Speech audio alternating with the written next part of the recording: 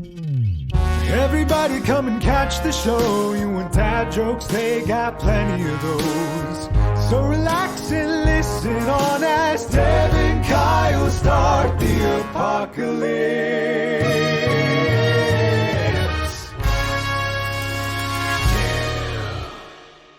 Oh yeah. Hey everybody, we're back. We haven't got canceled yet. No, we haven't got canceled yet. How you doing? Hey everybody, I'm Kyle. He's Dev. Welcome to another episode of Dev and Kyle Start the Apocalypse. This is a show where two guys who barely know each other thought that it would be funny if we recorded becoming friends. And that's Can it. we really say barely know each other anymore? Well, I mean, we're 6.9 episodes in. I mean, we're close enough friends that you were making fun of what I was drinking right before we hit record. I mean, exactly. It's 6.9 episodes, but it hasn't been 6.9 weeks. No, that's true. It hasn't. It has damn near been a friggin' year. A year almost. It has been, yeah. But the first 6 months we weren't. The first 6 months we were just sort of hypey type adding each other. This is, having a conversation, flirting through text. Yeah. It's sliding into my DMs. Yeah, Dad Flirt. Yeah, 6 months ago it wouldn't have hurt if you told me that I kept my pre-mixed shitty bourbon mixer in the fridge and that was wrong of me and that I was a bad human being. But here we are, and now I don't. But I mean, it should have hurt. It should have hurt even then because nobody. I don't care who you are. If you're a teenager that's hiding booze in the back of the freezer behind the peas that nobody's eaten in a year and a half and they're still in your freaking freezer for some reason, or you're the 80-year-old seasoned vet that drinks bourbon every day, you do not, under any circumstance, store bourbon in a freezer or a refrigerator ever. Now there are a couple of exceptions that you can slide by with some shitty ass bourbon, like Jack Daniels. Go ahead. You want to keep that in the freezer? It probably helps. To catch the listeners up, I kept a bottle of pre-mixed old fashioned. So we're not talking about bourbon that's old enough to drink, right? This is not the good stuff. This is not the best bottle in my house. But I am too busy to shake bitters into a glass before I stir bourbon into it. And so I bought the small bottle of premix and I put that in the fridge because I like my bourbon cold. I put the big round ice cube in it. Here, listeners, you can hear the rocks clink. In the glass. Tinkle, tinkle. Clink, clink. Tinkle, tinkle, clink, clink. But now you told me, not even the shitty stuff. Not even the shitty stuff, really. I mean, did I do it in the past when I was in college and I didn't know any better? Of course. But that was before I really developed a palate for good bourbon and realized that it's just as tasty as a Michelin 4 stars. Is it 4 or 5 stars at the top of Michelin? I think it's 3. 3? Oh, 3 star. My bad. I'm adding extra stars. I think it's Generals that are 5 stars. 5 star. 5-star general meal, 3-star Michelin star dinner. That's the kind of flavor you can get from a bourbon. A good bourbon.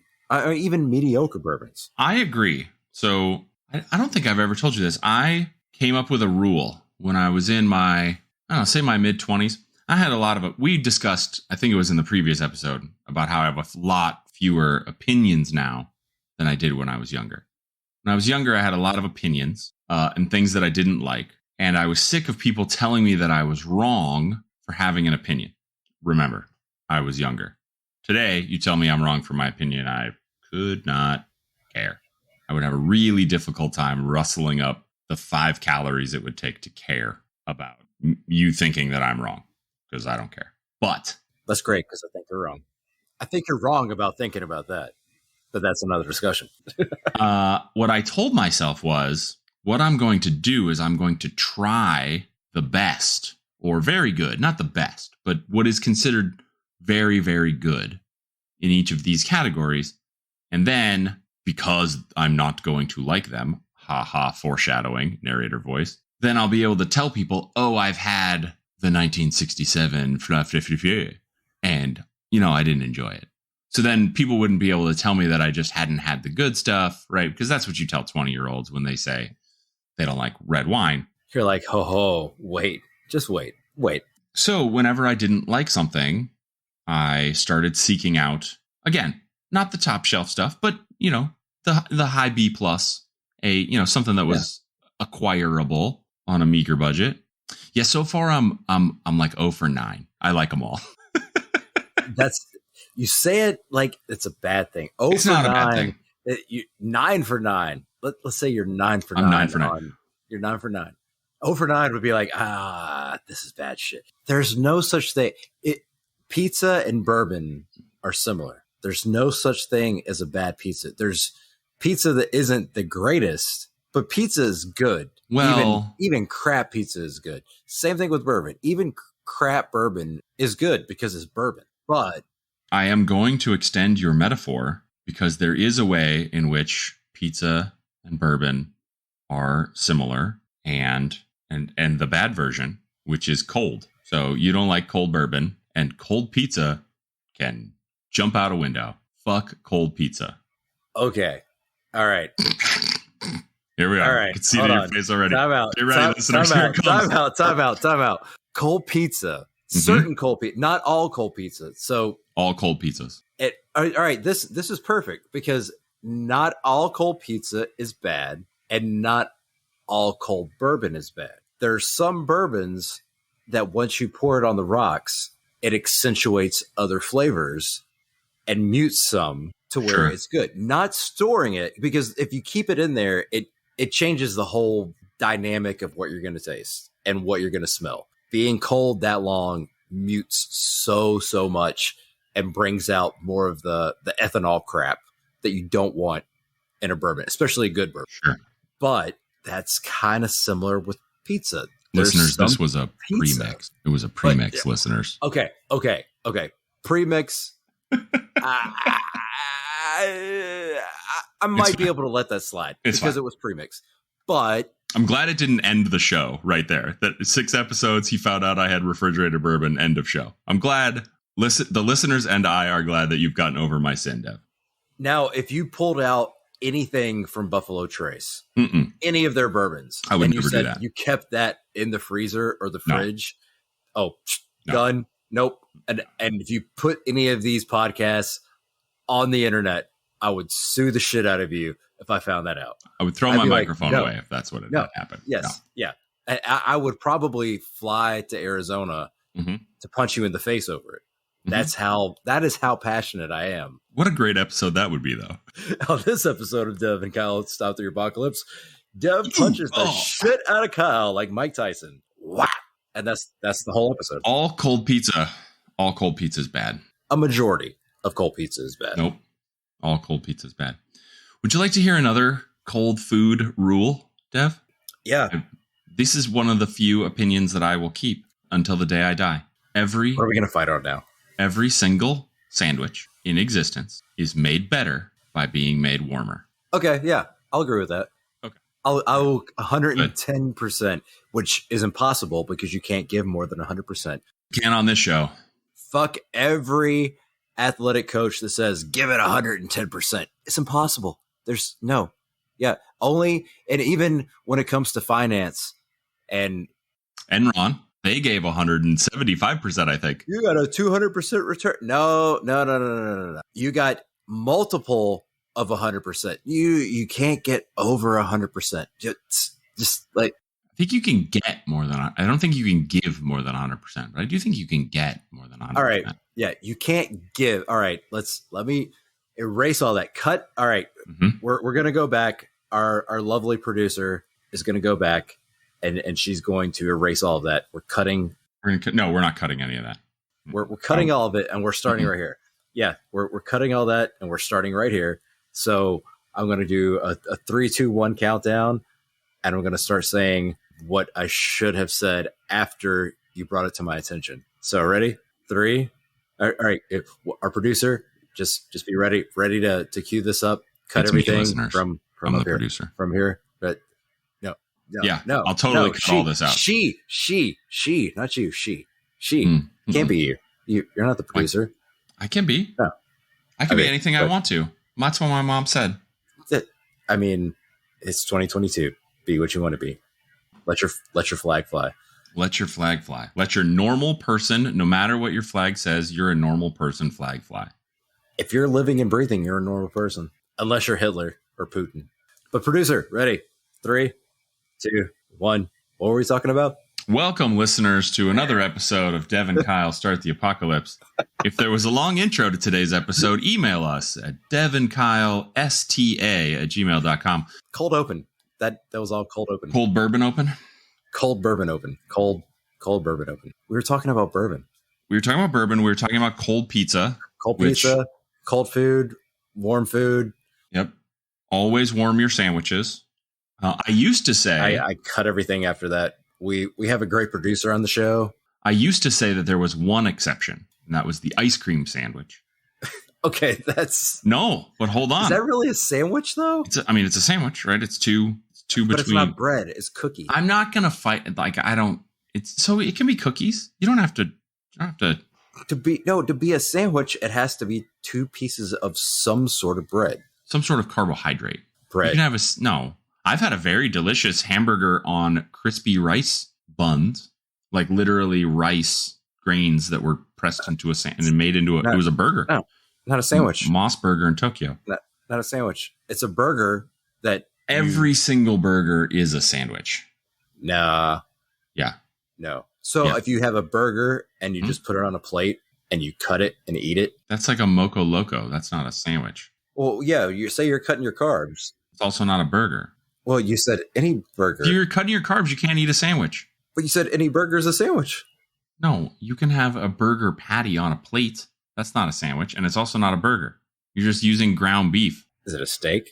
Is it a steak? I mean, I'm not going to say it's a mistake. Oh, dear God. I was not expecting that. But that was... You're welcome. You're welcome. Yes. The ice cream sandwich. So I used to have this statement, no better. But then I was in an ice cream sandwich shop that was very proud of the fact that they served their ice cream sandwiches on freshly cooked cookies. They had this like nuke oven where they took a little bit of dough and they just slam danced the raw cookie dough into a cookie in like 3 minutes. And they would do 2 of them. So all of the cookies in the store were just dollops of dough. And when you walked in and you said, my particular sandwich was an espresso ice cream on a snickerdoodle cookie. Come on. Amazing. What kind of dude, it was black magic fucker. It was like $6 for an ice cream sandwich. I'm not gonna say that it wasn't some fooferific. Only $6? Only $6, but it was small. I would gladly pay $8 to $10 for a specially made hot and fresh cookie with my choice of ice cream in the middle for an ice cream sandwich. Yep. A bargain at twice the price. Oh, easily. But so the ice cream, ice cold, the cookies, very warm, better than having cold cookies. Therefore, ice cream sandwich made better by being made warmer. Ipso facto, I did not go to law school. And also, every single sandwich is made better by being warmer. Okay. I will retract my ice cream sandwich is not a sandwich statement. It's now a sandwich. If you'd like us to ridicule you for your suggestion, because I've already thought of all of them, email us your cold sandwich suggestions at Dev and Kyle. That's DEVNKYLESTA @gmail.com. If you think that a sandwich is better cold, I don't want to know you. You can keep listening to the show, but you can, but I don't want to personally be your friend. I'm sorry. You can be a fan, and please be a fan. Please be a fan. Now you have something that you can have a little bit of resentment. You can hate listen to our warm sandwich opinions. Yeah. Love Kyle, hate Dev. Not required. Not required. Not required. Or love Dev, hate Kyle.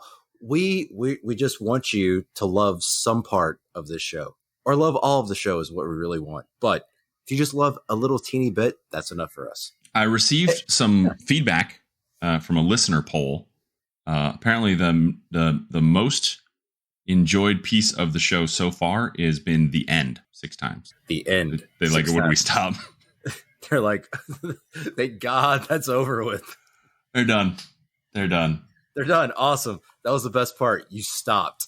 Do you study your bourbons, Dev, or do you just enjoy them? I mean, a bit of both. I used to study them more. That's how I got where I am in my knowledge of bourbon. Sure. I went through it's like a bell curve of I didn't care at all about the bourbon I drank. First, I hated bourbon. It was a flat curve. I hated bourbon. Bourbon, whiskey, hated it. Tasted like crap to me. Because you're drinking nothing but Jack, because you're from Kentucky. No, Jack is... No. That is blasphemy. Jack is Tennessee. Oh, sorry. Despise Jack. Jack is charcoal whiskey because they charcoal filter it. I'm using air quotes like you can see us. I can see you. Yeah, we can see each other. You can't see me, listener, because we haven't developed the ability, or I guess, well, we have the ability. I think if I clicked another button, we could be on camera, and I just don't want to. Exactly. We haven't developed the desire. Haven't developed the desire. That's exactly right. Yeah. We don't care about you and your eyes. Or maybe we do care about you and your eyes. We don't want you to have to look at my face. It might make you stop listening if you have to look at me. But what was I saying? Oh, yeah. Jack is crap. Jack is from Tennessee, and I got that wrong. Tennessee. It is from Lynchburg, Tennessee. It is charcoal filtered. It tastes like dog doo-doo. I don't care what anyone says. Jack is junk. Jim Beam isn't much better, but at least on terms of what you're going to pay for the bourbon is better. It's our limestone water. Everything, we've got more limestone in the state than anything. So all the water is filtered through the ground, through limestone naturally. It tastes better. Louisville has one of the top rated public water systems in the entire country. Do you still see people walking around with bottles of water? Like disposal, the Nestle bottles of water? Yeah, but we also sell bottles of water that are bottled tap water from here. Kentucky bottles? Louisville. Just Louisville. Just Louisville Kentucky, water? Just Louisville. Yeah, Louisville water. And you sell them in Louisville? Yeah. Are they like a nickel, or does it like $12.50 a bottle because they're artisanal? I haven't bought any in a while. They sell it in packages, like the big Costco size packages. But you do have like a Louisville water dispenser in your house provided by the city of Louisville, right? Yeah, like the sink. like the sink, yeah. Yeah. I've got multiple sinks. They all have Louisville tap water. Same things in the bottle. But Costco still sell it back to you? Yeah, they'll still sell it back. I don't know if they sell it at Costco. They might. I haven't been to Costco, even though I'm a member, in like 2 years. Even through the pandemic, I haven't had the time because it's a zoo when you go there, and I just haven't wanted to go. I've sent my wife, not me. I send the person from the service, and the service isn't good, so I'm not going to boost the service to all of our millions of listeners. I'm not going to give them free advertising. If it was paid advertising, I would absolutely say who they were, but I have the service where then the people bring it to my house, and that's good. That works out. Are you listening, Bezos? No, it's not. It's not a service from Bezos. Still, are you listening, Bezos? Yeah, send us a check. It could be the service from Bezos. We'll start streaming on Twitch. Devin Kyle, Start the Apocalypse, sponsored personally by Jeff Bezos. I think we might have an in, possibly with Bezos. An in? I know a guy. I know a guy. Yeah, I know a guy. I know a guy that knows Bezos. I know a guy who drives around dropping off Bezos' shit at my house. Yeah. Yeah. I do too. He's got Bezos's company on the side of his van. Yeah. Drives a company car and everything. Yeah. He's in sight. He's going to be on the big penis spaceship that goes up next. The next one. That is a dick-shaped spaceship. It is totally a dick. There's no way that everyone didn't like that. So billionaires. Okay, listen. I'm not going to weigh in. I mean, I might weigh in on the morality of billionaires, but that's not my point. We're talking to you, Elon. I'm talking to all of them. Anybody with $1 billion who is also subscribed to this show, listen up. All 10 of you. Get yourself somebody who give them $100 million first. Just be like, hey, here you go. And then listen to them when they tell you shit. Just find somebody who, two classic people right here. Yeah, right here. We've got two people that all 10 of you, we can split it up 5 and 5. Or actually, we can double team all 10 of you. Whoa. That did not come out right whatsoever. But I mean, for 100 mil, I think we talked about this on the first show. Like, there's a price for everything. There is a price for everything. 100 mil. 100 mil. We'll tell you what to say, what not to say. Yeah. The point is that Bezos clearly does not have that person in his inner circle, because everyone knew that rocket looked like a penis, and no one was like, yo, Big B. Nope. Just redesign. But what if he does have that person that he did pay that 100 million to, and is still paying money to them to be that person, but they've just been that person for so long, and they are so tired of his shit that they're just like, you know what? I am totally gonna fuck with. Like, that is a great idea, dude. That looks amazing. It is so elegant. It is so regal. I can just imagine it zooming through all of the stratosphere and going into orbit above the Earth. Just going into orbit. It's a reusable rocket. It goes into orbit and out of orbit and into orbit. In and out of orbit. It's I think great. I've paid zero attention. I'm not a tabloid. Are you a tabloid guy? Do you like occasionally get fascinated by particular pieces of gossip? But I'm not a tabloid. I'm not a celebrity worshiper. I don't give a shit. No, not by any means. The only reason I know about any of it is just I'm hyper aware. I'm on Reddit too much. Osmosis, right? You end up picking stuff up. Yeah, I get it through passing, and then I'll spend like an extra, minute or two because I hear something that's in the pop culture currently news. I say pop culture, which is now our news. Once again, I'm using air quotes, listeners. I think that person for Bezos was his ex-wife, because he has gone banana pancakes since she split the crib. He's got that new lady. I don't know her. Who looks very similar to his ex-wife. I mean, he's got a type. Sure. He's got a type. Sure. But he's got a type. Okay. No, never mind. I'm not going to do it. No. I want to know now. You have added suspense. I was on the edge of my seat. Okay, fine. Even though I'm leaning back in my seat, I was on the edge of it. Listeners, I want you to know that Dev pulled this out of me. I found the line and I wasn't going to cross it.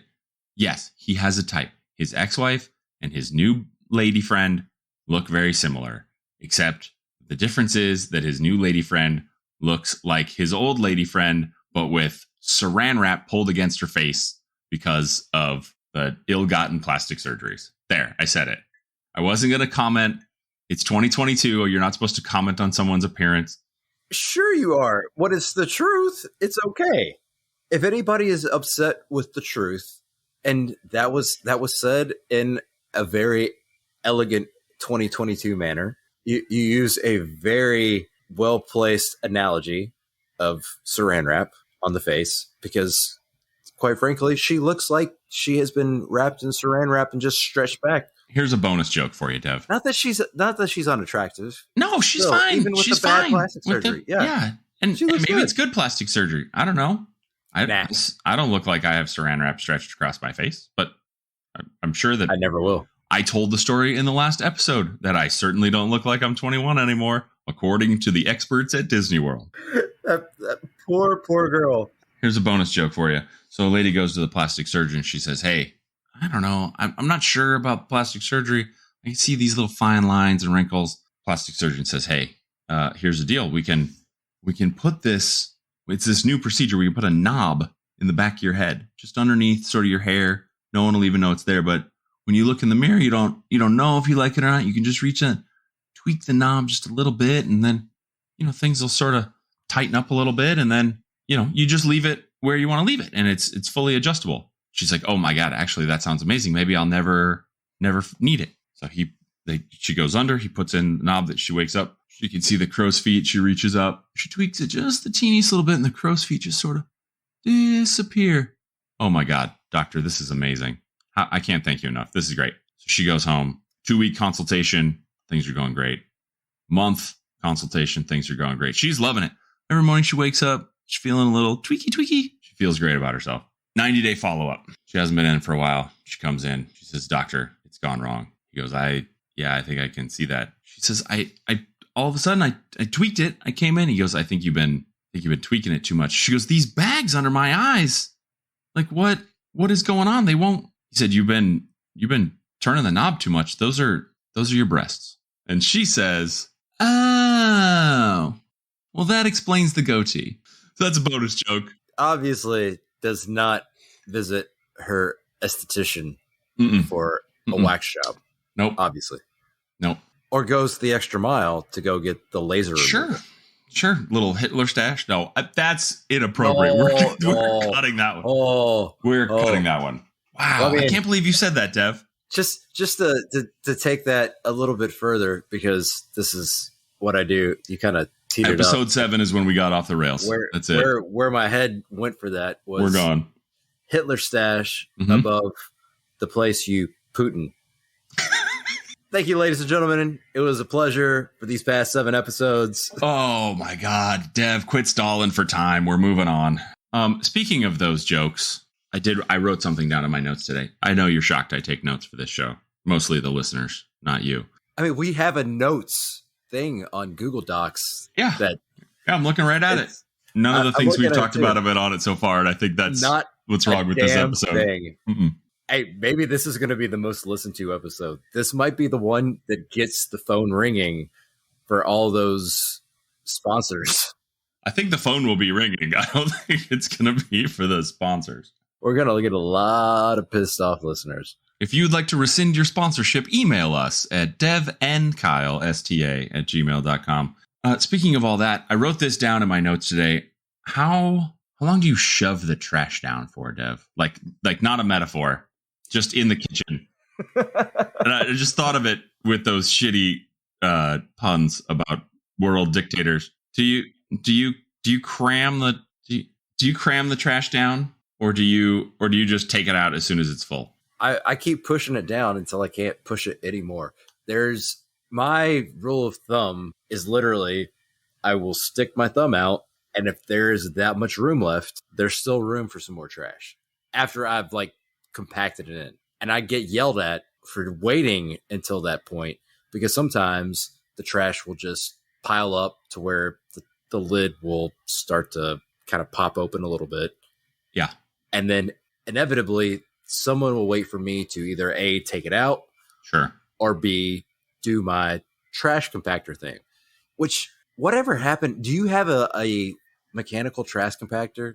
I don't. Did you have one when growing up? No, my cousins did. And because I had seen this and I knew that these contraptions existed, I Googled why I can't get one anymore. Because you can't get them anymore. No, they don't make them anymore. No, because I, like you, I never want to take the fucking trash out. So I'm just jamming it down. And while I'm jamming the trash down, I buy the top-notch, Kevlar insulated woven into the plastic bags from the name brand supplier, just so that then when I eventually am forced to take the trash out, that it doesn't spill everywhere. Because I used to buy the whatever was on sale, but my smashing proclivities leave me unable to entertain generic trash bags. That's what I'm doing. So I remember, in a flash of remembrance, that's how you remember things, the trash compactor that my cousins had, my uncle had. And I'm like, I want one of those. Let's put it in. Let's get it going. Apparently they don't make them anymore. Apparently people figured out after having them, I didn't know this, and I never really thought this through, but trash compactors worked really, really, really well. Yeah. Yeah. They were amazing. We had one when I was growing up. Before we moved to Connecticut. Okay. And it was the greatest thing ever. And then we had one when I moved here to Kentucky. It once every 6 months, were you the one who took it out? Every 6 months? Well, I don't know how long it takes, but yeah, I mean, it was tiny. It was super tiny. How did the puck disappear from the house? Eventually the trash compactor becomes full, much longer after the trash can. Yeah. Because I know this. I've Googled it because I wanted to have a trash compactor unavailable, or at least unavailable at regular man pricings. I'm sure Jeff Bezos has one. Yeah. Industrial size. How did the trash puck disappear? My dad. Okay. Did you ever see it happen? I never saw it happen because it wasn't my house. It was my uncle's house. Oh yeah. And sometimes he would be over there like trying to pull it out like a sword in the stone, King Arthur thing, and going, I hate this. Yeah. It was so much easier. It's because those pucks, consumer feedback was that the usually 50 to 60 pound puck of trash that was made at the end was more inconvenient than taking out the trash, which I disagree with. I get it. 60 pounds is a lot, right? I'm slinging 40-pound bags of water softener salt every 2 to 3 months in my house. That's a lot. If you're a weakling, that's a lot. It's a lot to move sort of as a chore, right? I'm not on fucking ESPN Ocho being world's strongest man. Well, yeah, I can get often. 2 40-pound bags of softener salt on my shoulder to get it home from the grocery store, but I don't like it. And I wouldn't want my trash up to be that heavy either. That's a lot of trash, 60 pounds, 40, 50, 60 pounds of trash. That's a lot. I don't know if it was ever really, I mean, I guess it was because there's a couple times I can recall now thinking back that I tried to pick it up when I was little and like, but still an adult, your average adult, I would say 7 out of 10 adults could pick up that no problem. I mean, it might be a slight struggle. It might be a slight struggle, but I'd say 7 out of 10 adults should be able to. Maybe not are able to, but should be able to. 7 out of 10, really? I mean, 50 pounds. That's every man and half of the women. Well, yeah. I feel that, I mean, when you put it every man, I would say 60% of men and 50% of women. I know that's not 70% of people. I don't know math. 6 and 5 is 11. That's close enough to 7. And they were unpopular enough once they were installed nearly everywhere in the 60s that the article writer said that they disappeared by the mid 70s or something like that, disappeared by the mid 80s, that no one liked them and everyone just turned them off and treated them like a trash can and then took out the trash like normal. Oh, we used the hell out of ours. Yeah. I don't know. And now I want one again. I haven't thought of a trash compactor until now for years. Sorry, I ruined it for you. I did order a paddle. You can get one too because I got it off of Schmazazon. Bezos19. It's about $12 and it's just simple plastic, but it is the size of my trash can with a big beefy handle on it. And so I am my own trash compactor and I just really just get it going. Just jamming it in there like you're churning butter. You can get halfway there just by hitting up Amazon. Now I want to look at plastic trash compacting. Well, we have a show to do, Dev, so save your hobbies for later. Butter churning. Or I could just use my mitts and push down like I always have. I don't like touching trash. It's in there for a reason. I don't either, but I look and see the least gross thing that is there and grab that. And that's what I use to push down. That's the tool? Yes. Like, oh, there's a bottle. There's a bottle of used baby formula. There's nothing on that. All right. That is a good thing to use to push down. Yeah. You just got to find something that is not nasty that's on top that you can use that has a good surface area. Like a bad lawyer, I don't know the answer to this question. How are you doing on the baby formula? So for those of you who are listening, oh God, like I heard there's like a baby formula problem in May of 2022. Is there a problem in the Dev household for baby formula? Yes and no. Okay. We are supposed to be switching over from the specialty formula. Once again, I'm about to use air quotes specialty. Totally unintentional. That was not what I was doing that for. Completely. See, people aren't going to get this because they don't see our interaction. Making people unintentionally feel bad is one of my superpowers, Dev. Our facial expressions and just our intimate connection with one another. Yes. Across the many, many miles. Just... What the hell are we talking about again? Trash compactors. Trash compactors. When I die, I had a segue. Throw me in the trash. Speaking of connecting across the million miles, I let my children have Facebook Messenger for kids. Do you know that this exists? Yep. And I connected them with all of the people that I know in real life that would want to talk to my children, grandmothers and grandfathers, and everybody's got a little tinkety tink. Actually, it's all the cousins who are texting each other now. Yeah, that's how it is here. Same thing. The best quote that I got, and this is really the whole reason to bring the whole thing up.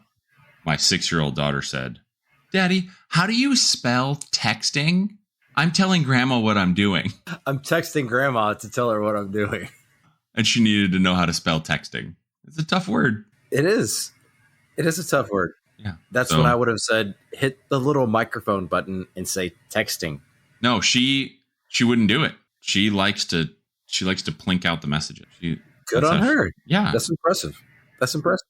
She uses the auto suggestion bar. She uses that. She'll get 5 or 6 letters in, and then she'll hit the fix. Like, that's it. Until she accidentally types in the wrong first 3 letters and goes, ooh. One of my other children discovered the dictation part, and he's a shortcut taker like his old man. So he hits the button and then dictates it in and then reads his messages and sends them. Yeah, I'm still the old finger thumb user. Fastest thumbs in the West. I got Twitter fingers. You still have a flip phone, Dev? Yeah, still got the flip thumb because hitting the button 50 times to get the right letter. I saw my first flip phone in the wild. I don't know, probably. I mean, it feels like in the last 20 years, but of course the answer is 5 years since you've seen a flip phone. 8 years. Do you count the new phones that fold and unfold? No. I desperately want to be able to justify to myself a folding full screen, like 7-inch phone tablet that folds in. I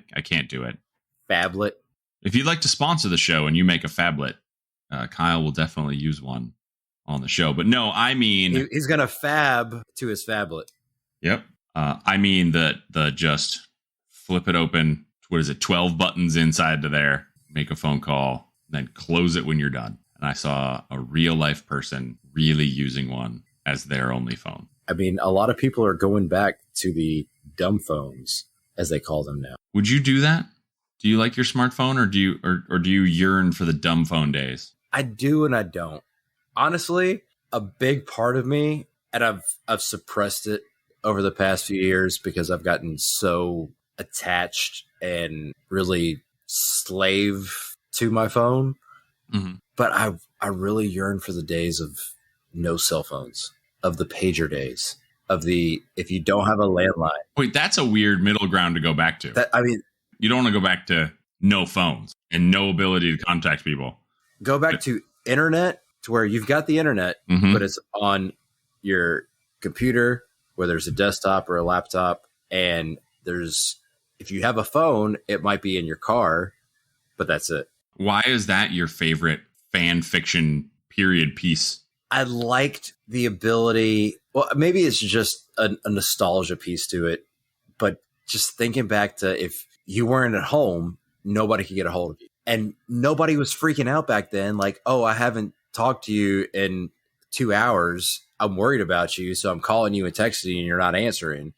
It was, oh, I haven't talked to you in a couple days. So I'm calling to see how you're doing. And if I can't get a hold of you, I might drive over to your house. I have the smartest phone I can get. And if you text me and expect me to get back to you within 4 days, good luck. File a missing persons report. I'll be in the same place I always am. It'll be real easy to find me. But I don't get back to people. Yeah. And it's part of our generation of growing up in that landline dial-up internet era. Maybe. That if you weren't at your physical house or somebody knew where you were at and they knew their landline, you're not getting a hold of you. It was so much easier.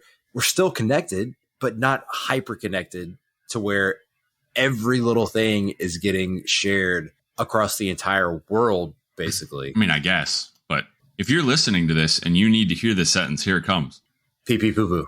You're only as connected as you want to be. If you want to uninstall Instagram, Facebook, TikTok, and any of the rest of them and to not be connected to people, you can just do it. You can. Without making your phone be a dumb phone. Doesn't have to be a flip phone to not have Facebook on it. Just throwing that out there. But then I won't be one of the cool kids. Oh. Oh, trust me, you won't be one of the cool kids with Facebook. I haven't really used Facebook in a couple years. I keep Facebook only on my desktop just to see what people are doing, right? I'm of a particular generation where they get tired at this time of night. First of all, because we're I'm old. of that generation. But secondly, that people that I knew 25 years ago still use Facebook as sort of a weird micro-blogging site. Yeah. And I'm now seeing their children go to prom. And that's mildly interesting to me. But not on the go. I don't need to see pictures of prom while I'm waiting at a red light. So I leave it on the desktop, on the full-size computer. Yeah. But I was having a conversation the other day. I genuinely believe that someday my grandchildren will ask me if it really is true that people would have Facebook the same way that my children ask my father if it really is true that there used to be doctors on TV smoking. Like, you had Facebook? Yeah. You would just type that shit on there and people you thought they cared? You thought they wanted to know? You were letting all these people know things about you that they didn't need to know. But it's not only that, not even need to know. Because there's a difference to complaining about Facebook. Like, you told everybody you're going to go on vacation. That's dangerous. No. Newsflash. No one cares. No one cares. It's not that you did or that you didn't. It's that you felt compelled to. Yes. And nobody needs to know what you ate for dinner. No. Nobody needs to know your opinion on the current climate in Florida or oh my God. Whatever. Just the climate. Whatever. No one needs Nobody needs to know your opinion on it. Nobody needs to know your opinion on any legal matters. Yeah. Anything. In fact, you should take whatever opinion you're thinking of right now, listener, and you should really consider whether or not you need to keep that opinion. Just not just share that opinion. Decide whether or not you should keep it. Because I'm here to tell you, I'm you from the future. Because I highly doubt we have any listeners that are older than us. But the more we go on about it, I think we might not have any listeners that are younger than us. I don't think they want to listen to two old white dads just complain about them. I think we may have lost them after 7 episodes. No. We are helping them. We are making their life easier if they would listen. And that's what I tell my 8-year-old. It's like, dude, you listen, things will get easier for you. I promise. I have lived through the mistakes you're going to make. Yes. And I'm trying to help you not make the same ones. We're the ghost of Christmas future. Yeah. And you can shake your head and be like, you don't know what you're talking about. Mm-hmm. Been there, done that. Absolutely. My parents were too nice and did not really hammer it home on me. And then you learn the hard way. Yeah. And it might not be when you think you're going to learn it. It might be years later. You might be in your 30s before you learn the hard lesson. But when you learn it, you're going to be like, oh, shit, I wish I would have listened. That makes sense now. Man, yeah, I'm going to tell other kids. Yeah, and here we are. The cycle continues. This is where we are in this point in our life. We're like, I'm trying to help you. Help me, help you, help me, help you. I believe that I've been on record on this show saying that the children of today are not inherently worse than the children of yesteryear. Children are feral. The children of the 80s and the 2000s and the 1920s and the 1860s were all absolutely feral. And the only difference is there's only one internet, and that's where these children had to grow up. And that's what it. I mean, but they were complaining about us with the MTVs and the Pokemans and the shit that we were that we were the worst thing that ever happened. The Tamagotchis. Oh my God, the Tamagotchis. Holy shit. He's dead. He's dead. Did you kill the Tamagotchi? Oh, multiple. I used to work in a grocery store electronics department that sold them, and they were in like a demo mode, and they would make this weird beeping sound even in the demo mode. And so it would save me from listening to a weird beeping noise if I fed the demo every day. And so I would take like 5 minutes out of my time and walk over to the thing and push 2 buttons on each one of the ones hanging on the shelf. Beat all you some bitches. And then I took 2 days off, and my boss was like, something over in the corner is beeping. I'm like, oh, did you not feed the Tamagotchi? And she's probably, I thought of her as older, but I was 16. She's probably my age now. She looked at me like I was speaking a completely different language. And I saw it on her face and I knew what I had said. And I get it. Tamagotchi is another language. Yes, pedantic listeners. That's why we love you. And I walked over to the corner and I fed them all real quick and bought us all another day of not listening to. There you go. I shut up all the digital animals. But at the same time, the creators of Tamagotchi, which was Bandai, I believe. Sure. I think it was Bandai. I'm not going to Google it. We know that. They were pissed off because they were looking at your store at the metrics and going, why aren't these Tamagotchis flying off the shelf? It's because Kyle's going over and feeding the Tamagotchis and keeping them from beeping to attract little kids to go, oh, I want the Tamagotchi. I want to feed him. He needs food. He needs a home. We had them prominently displayed. The lack of beeping did not insult sales. Speaking of another language, Dev. Psychological. It was the beep. It's like, oh, it like the beeper that you're nostalgic for? Yeah, the beeper that I never owned one of that I'm nostalgic for. You didn't have a beeper? It's because I wanted it. I think that's another thing. I wanted a beeper, and I never had a beeper. Are you I got just my first cell phone when I was 17 when I got my license. Are you just that much younger than I am that you were too young to have a beeper and then the right age for a cell phone? No, my parents, I had friends that had beepers. Yeah. And the two-way pagers, and I never got one. My parents wouldn't let me have one. Yeah, okay. I'm just thinking. I didn't want the cell phone, but I got a cell phone. I wanted a beeper instead of a cell phone. You're what, 38? 3 years younger? Allegedly 3 years younger than me?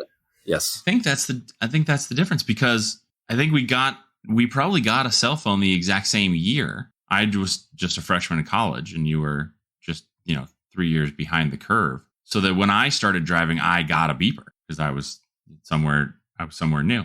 And so Same progression. Yeah. I remember specifically, I had a cloth dash cover, right? As you did to protect the plastic, right? Well, I'm in Arizona, so that shit'll crack right down the middle if you don't cover it with something. True. And I would take the beeper off my little Zippo pocket on my jeans where it would fit perfectly. And then I would click it right onto the dash while I was driving. You didn't have to buy a fancy pager holder, children, like you have to buy a fancy phone holder. Oh, yeah, because you didn't have a big screen on the pager. It's not like you can glance over it and go, oh, that's what's going on. And then it was just always beeping the pager with all the Facebook updates. That's not how it worked. No, there was no Facebook. The segue that I had a million years ago that you ruined was, speaking of a bunch of languages, Dev. And baby formula. That's what we were talking about. Baby formula. Are you running out of baby formula? Are you in the danger zone? Yes and no. Well, actually, we were in the danger zone. Oh, no. But it's a specialty formula we were on because she was allergic to lactose. And we're supposed to be transitioning back to a lactose-based formula. But we use aluminum from Similac. Thank you, Abbott. Aluminum. The cause of all this crap. Isn't that the tagline? It is now. Oh no, that's Speed Stick by Menon. Aluminum. Yeah, that's what it is now. Anytime I say it, I'm going to say aluminum. Mm-hmm. So she's on aluminum, and we're supposed to transition. We can't find anything to transition to. Oof. Went to Walmart 2 weeks ago. They said that they had some of the aluminum in stock. Went in. There was literally nothing on the shelf. Crazy time. Not a single powder, premix to go. Zilch. So went to Target. Target luckily had 6 bottles of the aluminum. Yep. So I grabbed those. And then my mom found some. And then she found some on Amazon. But now you got a hoard, right? Like, that's the problem. We got a hoard now, but that's only going to last us probably 3 weeks tops. Well, no, we got 15 days left.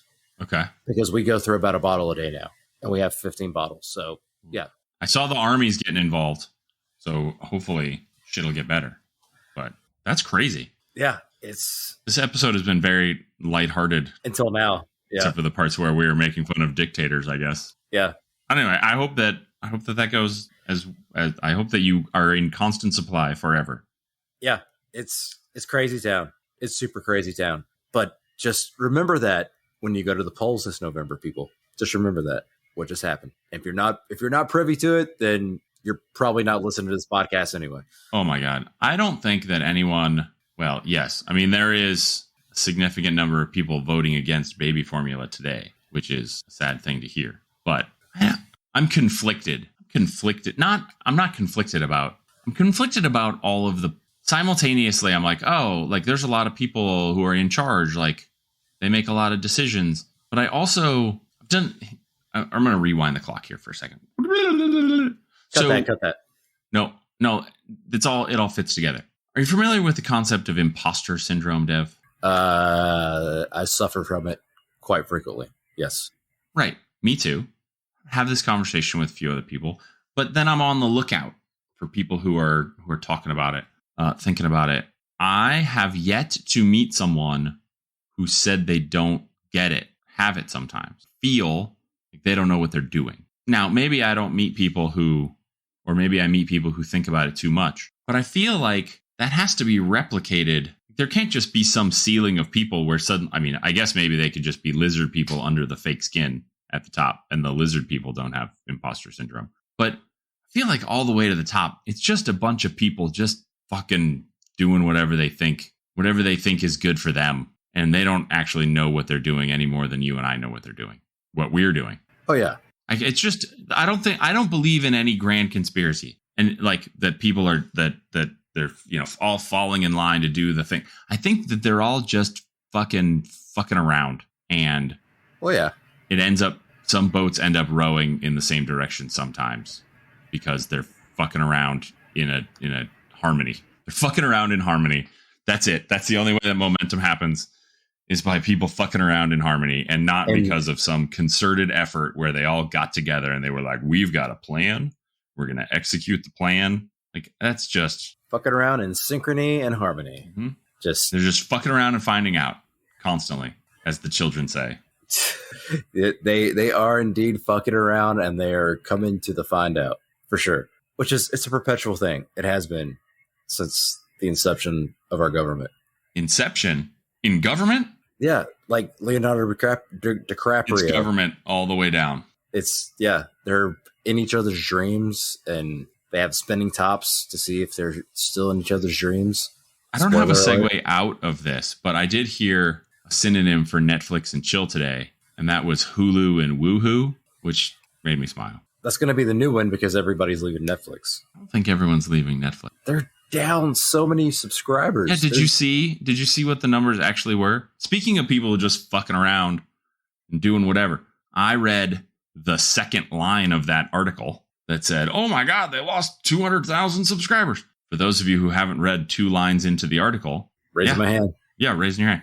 They gained 500,000 net new subscribers and also chose to cancel 700,000 subscriptions in Russia due to Russia's been in the news. I don't know if you've heard, Dev. They have? Yeah. Oh my God. Fuck it. We've talked about this. We're not even joking about that. It's fucking around. But the point is, talking about Putin on the Ritz. Putin's on the list. Anyway, they willfully cut their subscriber base by 700,000 artificially. Then they gained a net new 500,000. Do the math, carry the 3. That's a net loss of 200,000 subscribers. And that's what the headline was. And their stock went, their stock went down even before all the stocks went down. Time limit. It's May of 2020. Shit is probably halfway down. What money? Do you have money? I have no money. Why? I got no money. Give me money. Me need a money a lot now. If you'd like to give us money, email us at devandkylesta@gmail.com. But the point is, they're not in some dire straits. Still, they would, if it wasn't for Russia invading Ukraine and their choice, they'd be up 500,000 subscribers. And people are acting like the fucking world is ending. Oh, yeah, Netflix, nobody watches that anymore. Bullshit. New people watch Netflix every day. The moral of this episode is... read the second sentence in the article. That's the moral. Context is everything. Yes. And read the second line of the article. Don't read just the headline in the first line and go, oh, yeah, I got the gist. Don't be a Reddit user. Don't be a Reddit user. I hear a knock at the door. Yeah!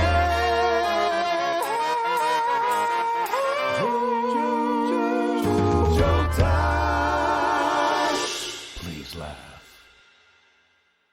That's right. All right. This is for our American listeners and our international listeners. And our friends south of the border. It's especially for our friends south of the border. Especially. So there's two American guys. They can be guys of any persuasion, but I choose to make them American in this joke, and you'll see why in a second. Because they're about to be stupid. They're sitting on a park bench, and a car pulls up. Window rolls down. Driver leans their head out the window. Excusez-moi. The guys look at him, sort of shake their head. Excusez, parlez-vous français? The guys look at each other and shrug. Turn back to the guy. Sprechen Sie Deutsch? They look at each other. No. Nihongo wo wakarimasu ka? They look at each other. No. Hablas español? No. Hongogyo haseyo? No. Shaking their heads. The window rolls up. The guy drives away. First guy on the park bench turns to his buddy and says, "You ever think about learning a second language?" The guy says, "No, that guy knew like a million. See what good it did him?" And now I know why Kyle said he was doing research on multiple languages earlier. It's coming full circle. Although we just pissed off a lot of international listeners. I don't think we did. I don't think it's news to our international audience that Americans only speak English and do that badly. But your accent, at least to me, no, the accent is character work. On par with your Korean and Japanese. Were those the two you used? Those were the two Asian-derived languages. Yeah. We had German, French, Japanese, Korean, and Spanish. Yeah. I'm proud of myself for knowing that it was Korean, Japanese. I mean, Japanese was for sure one of the two, but Korean, I'm proud of myself. I'm proud of you too. I'm proud of me. And he didn't tell me that. He did not give me that information. I did not know. Mm-mm. That's all my ear. I'm listeners, if you haven't learned by now that I'm more than willing to throw Dev under the bus to make a buck on this show, you haven't learned anything yet. That's the only reason I'm here. Otherwise, this would be a one-man show, and I would not be on it. How boring would that show be? I don't know. It's just me, just talking. How boring do you think you are? I don't think you're boring, obviously, or I wouldn't be here. I mean, well, sure, but I think it's the banter, right? I don't think if I just got on here and was like, "Hello, listeners, I'm going to tell jokes now." I don't think that it would hit the same as the witty repartee. Because who would tell me that my bourbon was too cold if it wasn't for you, Dev? We wasted the first 25 minutes of this episode talking about that. Was it a waste? No. I think it was educational and informative, which is, I guess, the same thing as educational. If you find Dev educational, email us at devandkylesta@gmail.com. Or don't. It's up to you. Yeah. The choice is yours. We are all about personal choice here. Personal choice and education. Educational choice and educational choices. Educating people about their choices. You can pick your friends and you can pick your nose, but you can't pick your friend's nose. I mean, you can. But you might get punched in the face. Sure. Everything has consequences. Or you might start something that's a ritual between the two of you. You could start a world-renowned podcast because you're unwilling to pick a man's nose. Or because you're willing to. The choice is yours. It's all personal choice. Do you want to know what I learned about this week? What did you learn? That I just had to share with you? Do tell. Scientists have found a nearly perfectly preserved Psittacosaurus. It's a dog-sized dinosaur, approximately 120 million years ago. Is it a goodest boy? I don't know. I don't believe that it's a dog-like dinosaur. It is a dog-sized dinosaur. I'm out. I wanted a dino dog. Okay, well, let me tell you what's so special about this fossil, Dev. They found exquisitely preserved in ways unlike any other fossil beforehand, that dinosaur's butthole. Butthole. Yep. I thought you were going to say dinosaur testicles. I was Nope. really expecting well-preserved dinosaur testicles. No, it's to be scientific about it. It's not just the butthole. It is the most exquisitely detailed description of a non-avian dinosaur's cloaca. I have no idea what that is, but it sounds erotic. Well, We'll find out what your kink is when I'm done telling you what it is. A cloaca on both a dinosaur and a bird is really the most time-saving device ever invented. It is the singular hole used for peeing, pooping, mating, and laying eggs. It's the super Walmart of getting the job done. Yeah. Like if Walmart only was just one giant back door, that's a cloaca. Yeah, I'm not a fan of cloacas. And it could be erotic to some.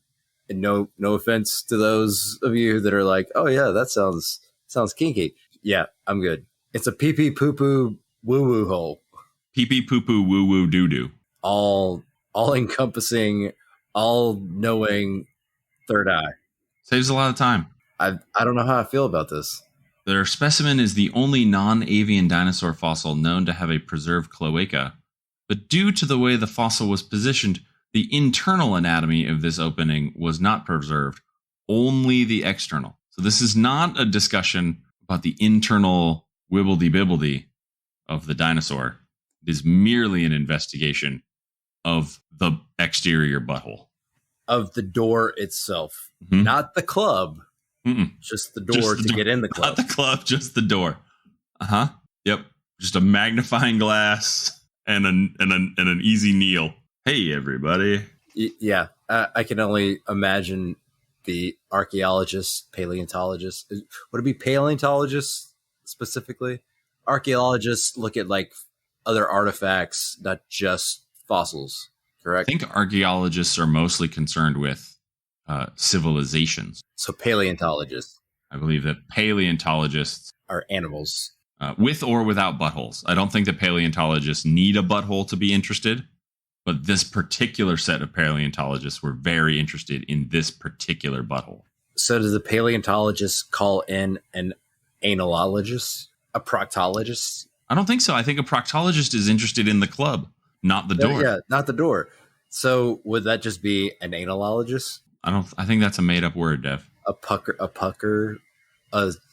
chocolate starfishologist. Yeah, like a marine biologist. Yeah. But also like a Swiss marine biologist because they're interested in the chocolate. Yeah. It's a Swiss marine biologist. Oh, yeah. Here we go. Not just paleontologists. There's a quote here from a paleo artist. As a paleo artist, it has been absolutely amazing to have an opportunity to reconstruct one of the last remaining features we didn't know anything about in dinosaurs, said paleo artist, is the only person fascinated by drawing a dinosaur butthole is the person who's been hired to draw the dinosaur butthole. I can only imagine a dinosaur butthole drawing looking like a really shitty tie-dye. Emphasis on shitty. Emphasis. This article, if we ever have show notes on this show, I have to pass this. The quotes in this article are frankly shocking. Like the article writer had to be there thinking like, these fucking weirdos. The next quote, after the paleo artist tells how great it is to draw a butthole, the next quote is, knowing that at least some dinosaurs were signaling to each other gives paleo artists exciting freedom to speculate on a whole variety of now plausible interactions during dinosaur courtship, period. It's a game changer, exclamation point from the quotation and not added by me. Were they speculating with a speculum? I mean, I would imagine you have to, right? With the dinosaur booty hole? The research was published in Current Biology, which is, by all accounts, a real publication with real scientists who all clearly have had a severe case of imposter syndrome while reading about somebody else's research about well-preserved dinosaur butthole. Have we been looking at the wrong pieces of the dinosaur for all these years? The wrong end. Everybody thought that the skull was the important part of the dinosaur. No, not at all. You have to look deeper, but not into the club. Just look at the door. Just look at the door. I'm going to spare you from the fact that there's a picture, I think artist representations of 1, 2, 3, 4, 5, 6, 7, 8, 9, 10. There are 11 different demonstrations of both modern and, you know, the cloacae of amphibians, birds, crocodilians, turtles, squamates, sphenodons, Pikachus. They don't have Pikachus, but that's what it feels like. Squirtles and what was this one called? The Charizard? Psittacosaurus. All the buttholes. Do you know what they're renaming the very first dinosaur to have their butthole studied by dinosaurologists, by paleontologists? By anal paleontologists? They're renaming this dinosaur the Megasaurass. Oh my god, I'm an actual child. Give yourself a pat on the back for that one. That's what this show is about. I mean, is it ever been a question? If you've listened to this point up to episode 7, or if you're just starting here at episode 7, could you imagine? There's got to be somebody who started with episode 7. You poor bastard. They're like, 7 is my favorite number. It's a lucky number. I'm going to start with this episode. God bless you. It's 2035. We're at the top of our game. And somebody just says, like, I want to know how these guys got started. Completely different show than it is in 2035. If you're listening to this now for the first time, the episodes in the future are totally different podcasts. They've got to be. I mean, I think that the special effects are significantly better. The choir, I think, is a nice touch. I like the way they're singing us out live. I mean, you can't pass up and forget virtual reality aspect that we add 6 years from now. That's the real game changer. That's really when we kick it. Yeah. When we added VR in 2028, I think, to give the audience the opportunity to be here with us. Here is such a relative term. We won't. Now we're all here. We won't really give too much away about the added benefit of that VR 5 years after it's implemented, where you can actually feel and touch that. Yeah, we're not going to go into detail on that. Not as dark. Use your imagination. Not as dark. The spin-off show, Dev and Kyle After the Apocalypse, that we start in the nuclear winter of 2047. Okay, that's complete. We weren't supposed to spoil that. All right.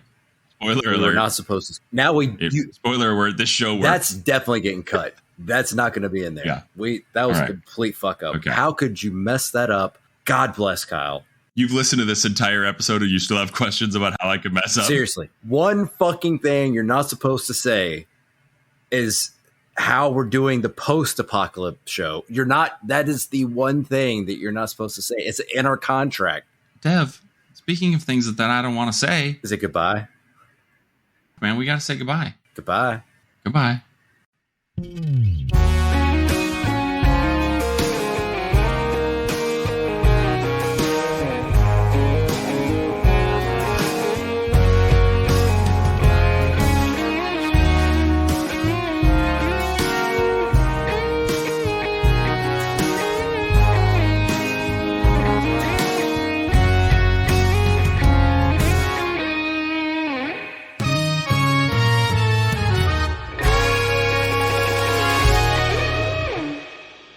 Greasy shits.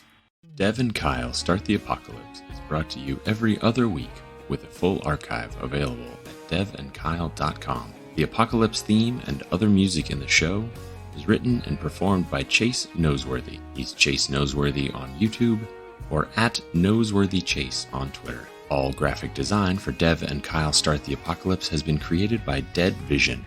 Find her work on Twitter and Insta at XDADOTTER and book her immense talents at XDADOTTER.com. Audio engineering provided by Cassandra Umsong. She can make you sound even better than Dev and Kyle because you'll provide much better raw materials. Get in touch with her on Twitter at coffeewithcoom.